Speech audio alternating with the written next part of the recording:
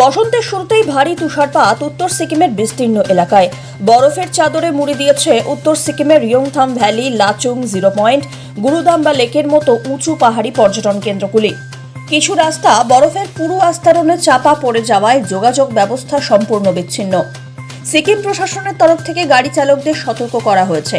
প্রবল তুষারপাতের জেরে সিকিমের লাচেন নিয়ন্থামের মধ্যে সড়ক যোগাযোগ অনেকটাই বিঘ্নিত। ওই রুটে পর্যটকদের গাড়ি ঢুকতে দেওয়া হচ্ছে না। বসন্তের শুরুতেই তুষারপাত পেয়ে এদিকে খুশি পর্যটন সংস্থা। তারা জানিয়েছেন, ভিন রাজ্য এবং বিদেশি পর্যটকদের ভিড় বাড়ার সম্ভাবনা রয়েছে এতে। পাশাপাশি এই দিন দার্জিলিংয়ের সান্দাকাফুতে ৩৬৩৬ মিটার উচ্চতায় বছরের প্রথম তুষারপাত পড়ার কারণে পর্যটক মহলে খুশির পরিসীমা নেই। একেবারেই মেঘ না চাইতেই জল পাওয়ার মতো পরিস্থিতি।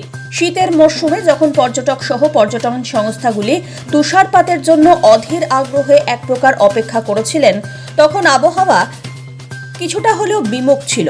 সকলের মুখে এদিকে হাসি ফোটাতে শীতের বিদায় বেলায় আবহাওয়া সকলের চাহিদা মতো অনেকটাই সদয় হলো বলা বাহুল্য।